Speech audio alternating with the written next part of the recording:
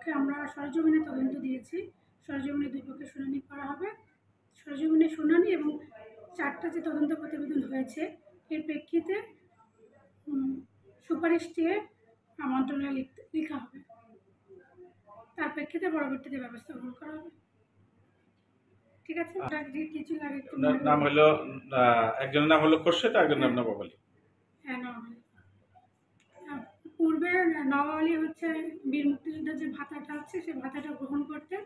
পরবর্তীতে নবাব আলীর ভাইয়ের মেয়ে, ওনার ভাই হচ্ছেন খোরশেদ, ওনার ভাইয়ের মেয়ে একটা অভিযোগ করে যে নবাব আলী প্রকৃত মুক্তিযোদ্ধা নন, ওনার বাবা খোরশেদ আলী উনি প্রকৃত মুক্তিযোদ্ধা। এর অভিযোগের প্রেক্ষিতে এ পর্যন্ত 4বার তদন্ত করা হয়েছে। সেই তদন্ত প্রতিবেদনগুলো আমরা পর্যালোচনা করেছি।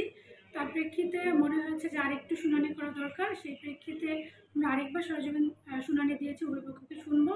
এই সকল বিষয় পর্যালোচনা করার পর আমরা মন্ত্রণালয়ে এটার দিক নির্দেশনা চেয়ে পত্র দেব। তার প্রেক্ষিতে মন্ত্রণালয় যেভাবে দিক নির্দেশনা দিবেন আমরা সেই অনুযায়ী ব্যবস্থা গ্রহণ করব।